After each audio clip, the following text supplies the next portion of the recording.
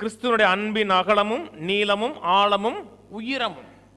அவருடைய அன்பின் அகலம் என்னதென்றால், நீங்க அவரை விட்டு எவ்வளவு தூரம் விலகி சென்றாலும் உங்களை தேடி வருவார். இனி தேவனை தொடவே முடியாது என்று அவரை விட்டு நீங்க எவ்வளவு தூரம் விலகினாலும் உங்களை தேடி வருவார். அந்த இடத்துல இருப்பார்.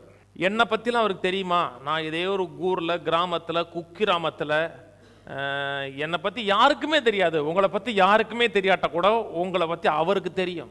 தேவன் ஒரு நோக்கத்தோடு வச்சிருக்க. உங்கள் அப்பா பேர் தெரியும், உங்கள் அம்மா பேர் தெரியும், எல்லாம் தெரியும். அதனால தான் சீமோனை பார்த்து சொல்லும் பொழுது சீமோனு சொல்லல, யோனாவின் குமாரனாகிய சீமோனாரு.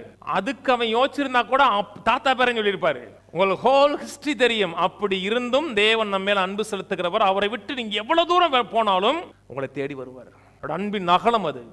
நீளம் என்னதென்றால், நீங்கள் பாவம் செய்து அகால பாதாளத்துக்குள்ள போய் நீ தூக்குவதற்கு யாருமே இல்லை, என்னை உலகமே நிராகரிச்சுன்னு சொன்னா கூட அதுக்கு கீழே இருந்து உங்களை தூக்கி மேல எடுப்பார்.